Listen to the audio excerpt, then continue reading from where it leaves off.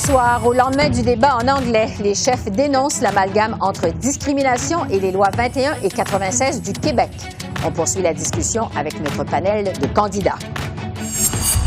Et à 10 jours du vote, à quoi peut-on raisonnablement s'attendre le 20 septembre? On décortique les chiffres avec le sondeur Jean-Marc Léger.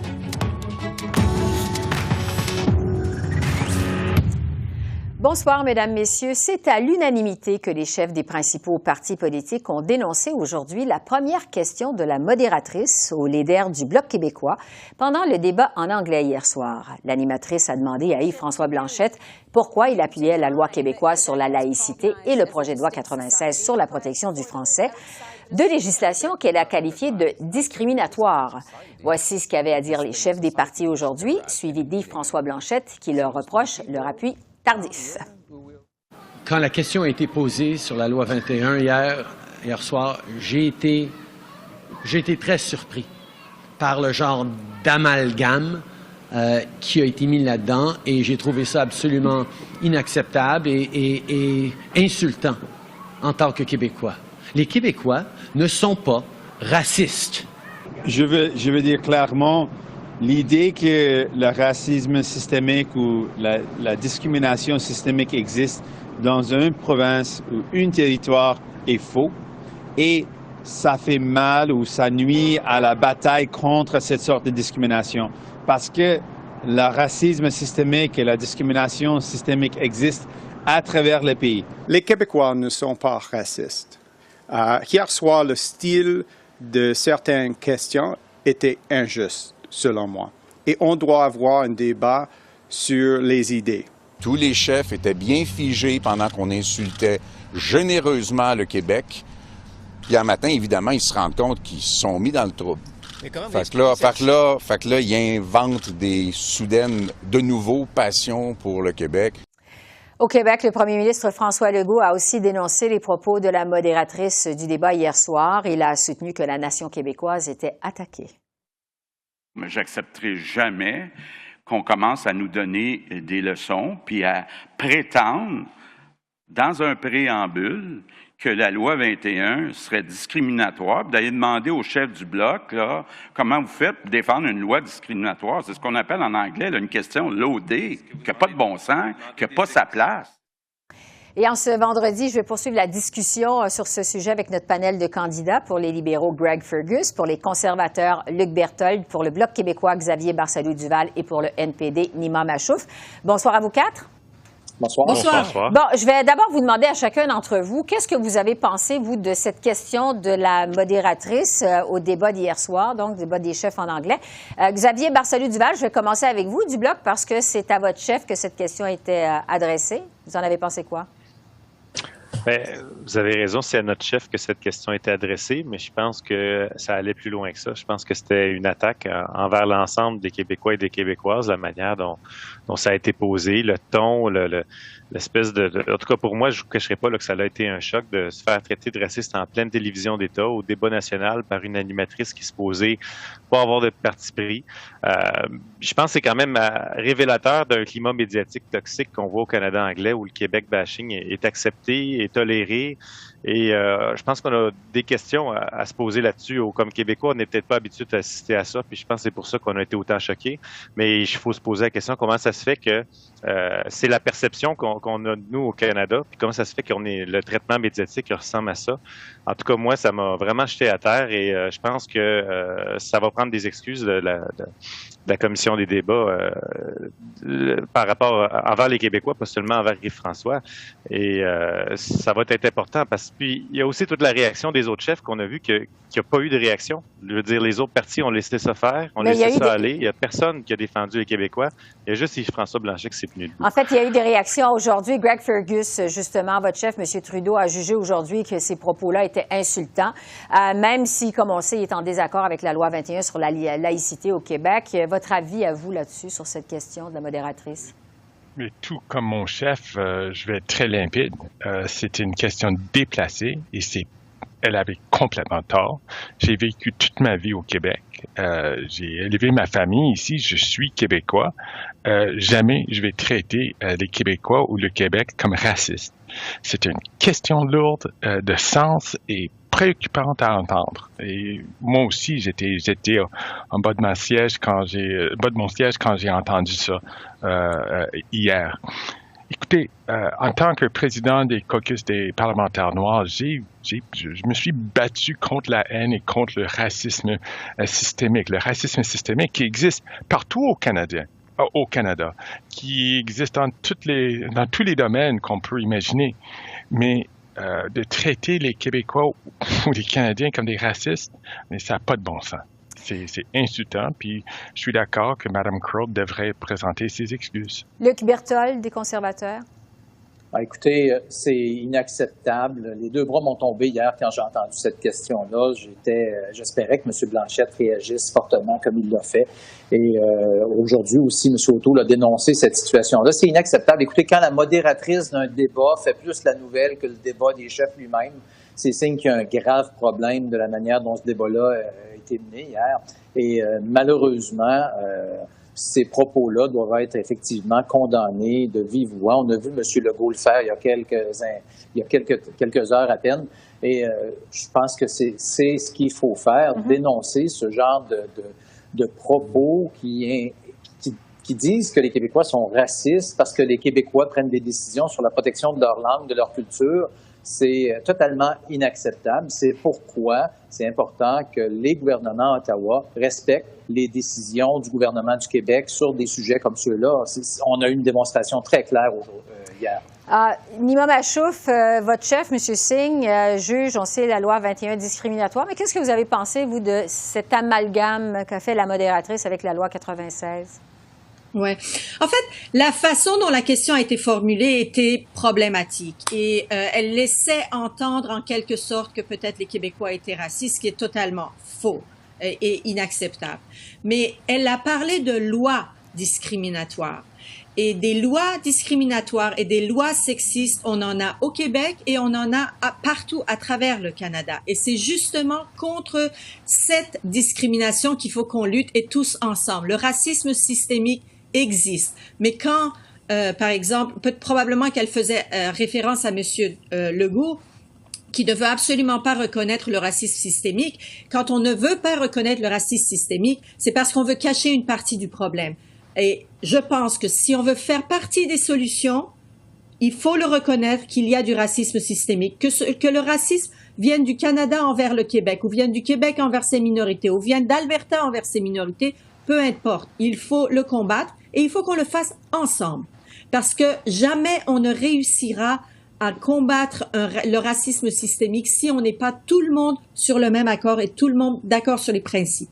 Bon, alors il semble y avoir unanimité du panel sur donc la réaction à cette question de la modératrice hier soir. L'autre fait marquant de la semaine, je dirais, c'est l'appui tacite du premier ministre François Legault à un gouvernement minoritaire conservateur. Il a encore répété aujourd'hui que, bon, les libéraux, le NPD, les Verts s'ingèrent dans les compétences des provinces. C'est extrêmement rare qu'un premier ministre du Québec prend position aussi clairement dans une campagne électorale fédérale. Je veux vous entendre là-dessus. Est-ce que ça va avoir un impact sur la suite de la campagne électorale? Si impact, il y a lequel? Je vais commencer par Xavier Barsalou-Duval, encore une fois, au Bloc québécois. Quel impact vous y voyez, vous? Écoutez, je vous dirais, c'est pas la première fois qu'on voit ça parce qu'on a vu des gens s'avancer beaucoup plus que ça dans l'histoire. C'est sûr que c'est peut-être pas quelque chose qu'on voit là, à chaque élection. Mais en même temps, je pense que c'est légitime pour les représentants, que ce soit au niveau municipal ou au niveau québécois, de faire part de leurs attentes, de leur vision, puis de qu'est-ce qu'ils pensent qui est mieux pour la nation et des intérêts des gens qu'ils représentent. Et de ce point de vue-là, moi, je vois pas de problème avec les propos que M. Legault a dit. Hein. Il a dit que le Vert, le libéral et le NPD, c'est trois partis centralisateurs auxquels les Quécois peuvent pas faire confiance. Mais sa préférence pour un gouvernement conservateur, sa préférence pour un gouvernement conservateur?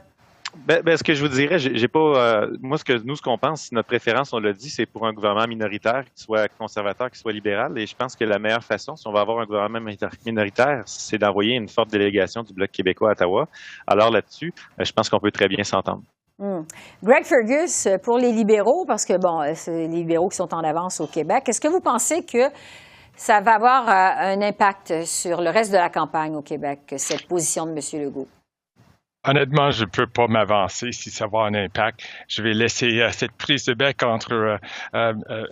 Legault et les troupes de Bloc québécois de régler ce problème-là. Moi, je pense que les Québécois vont voter pour un parti qui veut contribuer 37 000 nouveaux places dans les CPE, dans les garderies, qui vont donner 6 milliards de dollars au Québec pour s'y faire, un parti qui va contrôler les armes à feu au lieu de juste laisser les armes d'assaut bougeonner partout au Québec et au Canada comme les conservateurs veulent faire. Moi, je pense qu'on a livré la marchandise, on a bien négocié avec le gouvernement du Québec sur l'Internet haute vitesse, sur les garderies, sur le logement, surtout le logement abordable. Moi, je pense que le choix est très clair pour les Québécois. C'est soit qu'on va avancer ensemble ou on va retourner en arrière au mauvais temps qu'il existait dans l'ère Harper. Luc Berthold, des conservateurs, l'impact de cette déclaration de M. Legault en faveur des conservateurs? Ben, écoutez, là, pour la première fois depuis le début des panels, je dois dire que mon collègue libéral l'a complètement échappé aujourd'hui parce qu'il vient de faire la démonstration claire de pourquoi François Legault a pris cette décision-là de dire qu'il y a 3 partis centralisateurs à Ottawa. Il vient encore une fois de dire que c'est le 6 milliards de M. Trudeau qui va faire en sorte de créer 37 000 places en service de garde au Québec, alors que c'est une décision qu'avait prise François Legault avant que le gouvernement libéral annonce cette entente-là. Et M. Legault l'a encore dit aujourd'hui, ça n'a absolument rien à voir avec l'entente. Le gouvernement a signé une entente sans condition avec le Québec de 6 milliards et il n'y avait pas de place d'attribuer à ça.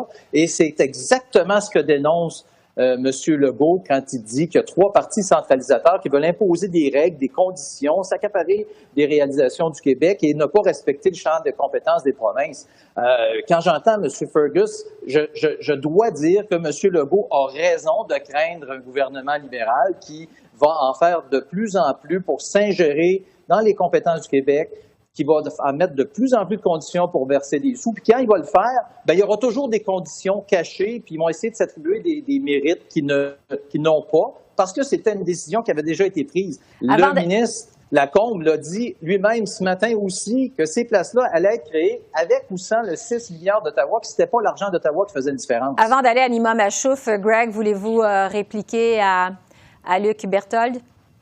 Oui, mais c'est certain, dans le cadre financier du Parti conservateur, ils n'ont aucune place pour ces montants-là qui va mettre en péril, franchement, qui va défaire. Ça ne met pas en péril rien. Le système de garderie au Québec existe. Et le système de garderie existe depuis 20 ans. Là, vous parlez les deux en même temps, on vous perd tous les deux. Allez-y, Greg. Comme vous m'avez posé la question, je pense pas que mon collègue va avoir une réponse concernant les armes de poing, les armes d'assaut. Tu sais, ils font des clins d'œil au National Rifle Association. Il y a peur de la réponse. On va faire juste jouer une l'attention plutôt que de répondre. Après ça, quand on va former le gouvernement, on va laisser, on va défaire la liste des armes d'assaut interdites par le gouvernement canadien. OK. Je veux quand même... clair pour Je veux quand même demander à Nima Machouf, de votre côté, quel va être l'effet, si effet il y a, de cette prise de position de François Legault dans le reste de la campagne électorale, selon vous? Merci, Esther. Moi, je ne suis pas très étonnée. Honnêtement, je ne suis pas très étonnée que M. Legault, qui est le chef de la CAQ, ait plus de partie prenante pour le Parti conservateur. Je ne suis pas du tout étonnée de ça. Ils sont dans la même volet politique, dans la même vision politique. Et je suis pas certaine que ça va être un grand impact sur le choix des Québécois et Québécoises. Mais ce que nous, on prône, de toute manière, c'est qu'on était là pour supporter les Québécois et Québécoises. Et c'est pas vrai que c'est tout le temps des compétences provinciales et fédérales qui fait problème et qui fait des chicanes. Il y a certaines choses qui sont fédérales. La loi sur l'assurance maladie universelle et gratuite, elle est fédérale et les fonds viennent du fédéral et les fonds doivent être les fonds corrects doivent être débloqués au fédéral. Tout de l'argent que les libéraux ont gardé, il faut qu'ils l'envoient aux provinces. Mais la loi, elle est fédérale sur la santé. Et nous, on veut que la santé mentale, par exemple, soit inclue dans l'assurance maladie, que les soins dentaires soient inclus dans l'assurance maladie. Et ça, c'est au bénéfice de l'ensemble de la population et surtout des Québécois et Québécoises qui en ont besoin. Alors, je vois pas où est le problème pour dire que la position de M. Legault peut-être va beaucoup influencer. Moi, je pense que les gens vont regarder ce que chacun des partis a à offrir et ils vont faire le meilleur choix à ce moment-là. Xavier Barsalou-Duval, en quelques secondes, voulez-vous réagir à ce que vient de dire Nima Machouf? Je pense qu'on est sur deux planètes complètement différentes. C'est-à-dire que la santé, c'est clairement une juridiction du Québec. C'est le Québec qui gère les hôpitaux, c'est le Québec qui embauche le personnel. Et ce qu'on voit, c'est des partis fédéraux qui essaient toujours de se mettre le nez dans comment on gère nos affaires, compliquer les choses. Et au final, donner toujours moins d'argent. Alors nous, je pense que ce qui est important, c'est qu'on ait l'argent avant d'avoir des conditions. Et les conditions, je pense qu'on est capable de s'en fixer des bonnes, de donner un très bon soin aux gens chez nous sans avoir le fédéral qui est toujours en train de jouer faire du paternalisme avec le Québec. C'est la loi sur la santé, c'est pas de la gestion qu'on parle. La gestion, évidemment, c'est le Québec qui le gère. On parle des principes de loi sur la santé publique et universelle et gratuite au Canada. Bon, il nous reste très peu de temps. Je veux vous entendre en terminant parce qu'on est à 10 jours du vote. Il y a un grand nombre d'électeurs qui sont toujours indécis. Il ne semble pas y avoir encore d'enjeux qui se démarquent pour le moment, précisément. Qu'est-ce qui va faire sortir les électeurs, selon vous, le 20 septembre? Ça va être quoi? Je vais demander chacun en quelques secondes. La question de l'isoloir le 20 septembre. Nima, je vais commencer par vous. Selon vous, ça va être quoi? Parce que pour l'instant, c'est pas clair. En général ou dans ma circonscription? En général, ou dans votre circonscription, en fait, vous êtes encore plus sur le terrain. Allez-y. Parce que c'est intéressant, là, vous êtes dans Laurier-Sainte-Marie, vous vous battez contre l'ancien ministre du Patrimoine, Stephen Guilbeault. Alors, qu'est-ce qui va faire en sorte que les gens vont sortir? Allez-y. Exactement. Alors, moi, ce que je vois au porte-à-porte et quand je discute avec les gens, en fait, c'est que aux dernières élections, les gens dans le fond, ont voté pour un écologiste et qui pensait qu'il allait défendre leurs droits au Parlement. Et ils ont réalisé que finalement, l'écologiste était allé pour blanchir le gouvernement et dire que l'achat de pipeline, c'est bon. Mm-hmm. Même si on a triplé notre production en pétrole, c'est pas grave parce qu'avec les profits qu'on va faire des pétroles, des sables bitumineux, on va pouvoir investir dans les énergies. Je vais demander à tout le monde. Donc, Luc. Les gens sont déçus ils se sont fait avoir l'autre fois et ils s'en souviennent. Luc, ça va être quoi? Je pense que l'environnement va être la question. Moi, ça va être très Allez-y. Ça va être très, très court. À Thetford Mines, présentement, on a une éclosion de cas de COVID et les gens partout me demandent qu'est-ce qu'on fait en élection. Pourquoi est-ce que le gouvernement Trudeau a déclenché une élection en pleine pandémie alors qu'on doit consacrer nos énergies à protéger notre santé puis à assurer l'avenir puis à préparer la relance post-pandémie. Puis présentement, à Thetford Mines, il y a des cas partout. Donc, je peux vous dire que la question revient sur toutes les lèvres, à toutes les portes que je frappe. Mais Greg Fergus, voulez-vous répondre à ça? Est-ce que ça va être ça la question de l'isoloir, vous pensez?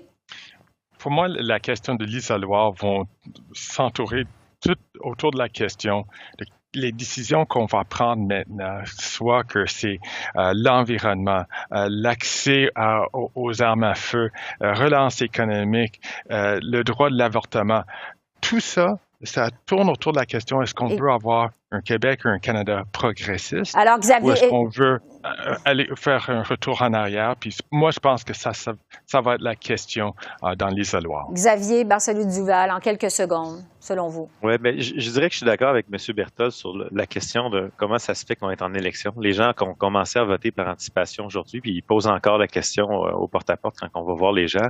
Mais au-delà de ça aussi, les gens vont se poser la question, qu'est-ce qu'ils veulent comme genre de gouvernement? Et est-ce qu'ils sont prêts à donner leur confiance à un gouvernement qui soit majoritaire, que ce soit du côté de conservateurs avec les fantômes de leurs droites religieuses, droites sociales qui tournent autour, et du côté des libéraux avec le piètre bilan et les bottines qui suivent jamais les babines malgré les belles promesses. Alors, je pense que ça aussi, ça va jouer beaucoup en ligne de compte. Est-ce qu'il y a un niveau de confiance suffisant pour voter pour un parti ou l'autre? Parce que je pense pas que les gens aient envie de donner une carte blanche. Duval, Nima Machouf, Luc Berthold et Greg Fergus, merci beaucoup. On se retrouve la semaine prochaine. Merci. Au revoir. Merci. Merci. Au revoir. À la semaine prochaine. Et maintenant que les débats des chefs sont derrière nous et qu'on entre dans le dernier droit, finalement, de la campagne électorale, est-ce qu'il y a un parti qui est en avance? Maintenant, on sait que la course a été extrêmement serrée jusqu'à maintenant. Je retrouve Jean-Marc Léger, le président de la firme de sondage Léger. Bonsoir, Jean-Marc. Oui, bonsoir. D'abord, retour sur le débat d'hier. C'était le premier et le seul débat en anglais. On sait qu'il y en a eu 2 en français. Est-ce que ce débat en anglais va avoir un impact sur la suite de la campagne électorale? Oui, probablement. Pas nécessairement par la qualité du débat, mais c'est tellement serré, comme vous le mentionnez, que quelques pourcentages de différence peut changer complètement la donne. Vous savez, en 2011, Jack Layton avait ramassé 3 % de plus après le débat, mais surtout en 2015, Justin Trudeau, c'est lui qui était le nouveau venu, a fait un gain de 3 % après le débat qui lui a permis d'aller chercher une large majorité. Au débat de 2019, c'est l'autre nouveau venu, Jagmeet Singh, qui avait ramassé 4 points de plus après le débat, mais il partait tellement loin, il avait sauvé sa campagne. Mais vous voyez, c'est toujours autour de 3 à 4 points, et c'est souvent le nouveau venu qui ramasse ces points-là, parce que les autres, on les connaît relativement bien. Fait qu'on va voir au cours des prochains jours, parce qu'Esther, le débat est important, mais le débat sur le débat est encore plus important. Parce que, dans cette campagne-ci, le nouveau venu, évidemment, c'est Erin O'Toole. C'était le premier débat pour lui dans sa langue maternelle. Est-ce que sa performance hier à Erin O'Toole pourrait avoir un impact sur les électeurs anglophones en dehors du Québec? Il s'adressait aux enjeux clés. Vous savez, il y a 3 enjeux clés dans la campagne. Le premier, c'est le coût de la vie. Le deuxième, c'est la relance post-pandémie. Et troisième, c'est justement la gestion de la pandémie. Fait que les 2 premiers enjeux, M. O'Toole, son discours était en symbiose avec la perception populaire. Pour ce qui est de la gestion de la pandémie, c'est M. Trudeau qui marque davantage les points, notamment, entre autres, sur tous les programmes de soutien à l'emploi. Donc, la question, oui, il s'est quand même bien positionné. On ne peut pas dire qu'il a gagné le débat. Je dirais plutôt que quelqu'un a perdu le débat, c'est M. Singh, qui était la personne cool en place dans le dernier débat de 2019. Là, il s'est fait dépasser à sa gauche par la chef des Verts, Annamie Paul, qui était la personne qui était nouvelle, avec un discours un peu plus rafraîchissant. Et ça, c'est la clé, parce que si M. O'Toole peut gagner des points, notamment dans l'Ouest, M. Trudeau peut aller chercher des électeurs du NPD. Oui, là, on est rendu dans le vote stratégique à la fin de la campagne et on sait que le NPD perd toujours des points dans les derniers jours de la campagne. Oui. Puisqu'on entre dans le dernier droit de la campagne, on est au moment où on se parle à 10 jours du vote. Et on sait qu'à peu près tous les sondages ont démontré jusqu'à maintenant une course, mais très, très serrée entre les libéraux et les conservateurs à l'échelle nationale. Qui, selon vous, entre dans ce dernier droit de la campagne dans une position, je dirais, plus favorable? Les 2 chefs le sont. Le dernier sondage qu'on a publié dans cette semaine avec le National Post donne le 33 % au Parti conservateur, 33 % au Parti libéral et le NPD qui suit avec 21 % à l'échelle nationale. 33-33, Esther, c'est le même résultat à 1 point près de ce qui s'est passé en 2019 qui avait permis une majorité libérale. Pas une majorité, pardon, une minorité libérale. Mais quand on regarde en dessous de ces chiffres-là, il y a des mouvements de l'opinion publique. Et donc, par exemple, au Québec, la majorité des libéraux est plus forte au Québec que la dernière fois, parce que le Bloc a perdu 5 points qui étaient transférés au Parti conservateur. Fait qu'on se retrouve à 34 % pour les libéraux, 27 % pour le Bloc et 21 % le Parti conservateur. Donc, c'est véritablement une lutte à 3 dans certaines régions du Québec. Et ça, c'est différent de la dernière fois. Il peut y avoir une variation. Il y a une dizaine de comtés chauds qu'on surveille au Québec, justement, qui peuvent passer d'un côté ou de l'autre en fonction de la lutte à 3, comme Trois-Rivières. Donner l'exemple de Trois-Rivières, ça s'est joué à quelques points de pourcentage la dernière fois. Ça va être la même chose cette fois-ci. Ouais. Donc, le Québec est vraiment un enjeu important dans cette élection-ci. Puis on arrive, si vous me permettez, c'est l'Ontario. L'Ontario va décider l'élection. Les libéraux ont perdu des points en Ontario par rapport à 2019, sont à 36 % dans mon sondage et 35 % pour le Parti conservateur. 1 point d'écart, alors qu'ils avaient gagné par 8 points d'écart en 2019. Ça veut donc dire que dans certaines régions, notamment dans le 905, ou dans mon sondage, les libéraux sont les conservateurs sont en avance sur le Parti libéral dans le 905.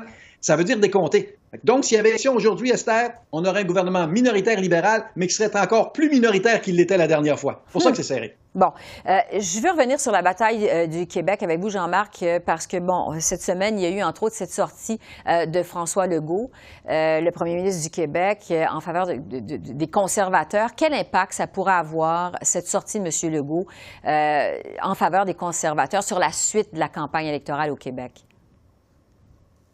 C'est unique, une sortie comme celui-là. Un chef provincial qui s'immisce dans la campagne fédérale, là, c'est unique. On avait eu René Lévesque, on se rappelle, en 1984, qui avait parlé du beau risque de Brian Mulroney, mais le vrai dernier chef qui a donné son appui, ça a été Maurice Duplessis en 58 pour John Diefenbaker. Et ça avait eu un impact dans la campagne. Fait qu'aujourd'hui, François Legault joue un peu à l'Union nationale là, avec une prise de position, mais souvent, tu te fais plus d'ennemis qu'autre chose parce que la CAQ est une coalition de libéraux fédéraux, de bloquistes et tout ça. Fait qu'il y aura un impact, un prix à payer après. C'est un peu sa banque de crédibilité qui est en jeu. Ça étant dit, l'appui pour M. O'Toole, c'est quand même assez important. Là, on parle du premier ministre le plus populaire du pays qui dit aux Québécois, voyez, si j'avais un choix, je choisirais Erin O'Toole.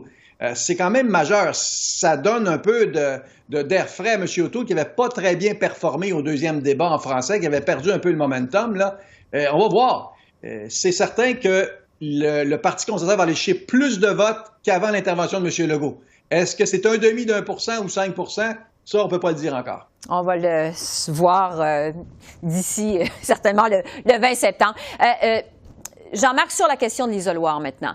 On a beaucoup entendu parler des garderies jusqu'à maintenant dans cette campagne électorale. On a aussi beaucoup parlé de transferts en santé, de lutte au changement climatique. Il y a aussi le contrôle des armes à feu qui s'est un peu invité la semaine dernière dans la campagne. Est-ce qu'il y a une question de l'isoloir qui émerge? Pas vraiment. La seule vraie question actuellement, c'est pourquoi on est en élection. Ce qui est plus difficile pour le sondeur de prédire, c'est que l'électeur n'est pas encore branché. On a encore 40% des électeurs qui peuvent changer d'idée. Et là, la question de l'isoloir n'est pas encore claire. Plus elle sera économique, donc de relance post-pandémie, plus elle favorise le Parti conservateur. Plus elle sera sur les programmes de soutien, l'aide aux plus démunis, sur les questions sociales, même sur l'environnement, ça favorise davantage M. Trudeau. Fait que pour l'instant, il n'y a personne qui a imposé son thème. Il reste encore une dizaine de jours. Là. Vous allez voir que plus on va avancer, plus que les partis vont frapper fort, parce que c'est un électorat qui est encore mouvant au moment où on se parle. Il n'y a pas de question claire de l'urne jusqu'à maintenant. Est-ce que ça vous étonne qu'à ce stade-ci, qu'il n'y ait pas encore de question de l'isoloir qui émerge? Non, ça ne m'étonne pas du tout. C'est une campagne en été, très courte, de 36 jours. Ça va être très intensif au cours des derniers jours, parce que je me rappelle qu'en 2019, Esther, 10% des électeurs se sont décidés dans l'isoloir. 1 sur 10. Et quand on parle d'un gouvernement, d'une élection serrée, d'un gouvernement minoritaire, dites-vous que la minorité peut jouer dans l'isoloir. Ça veut dire que les 2 dernières semaines vont être intenses. On a vu ça un peu en Nouvelle-Écosse. Vous savez, le gouvernement libéral s'en allait tranquillement vers une réélection. Et là, tout d'un coup, il y a eu des enjeux, il y a eu des problèmes personnels là, d'anciens dossiers sur d'ébriété au volant et tout ça, là, qui a fait que la campagne a déraillé. Et là, tout d'un coup, là, il s'est passé quelque chose durant la dernière semaine et les conservateurs ont gagné les élections.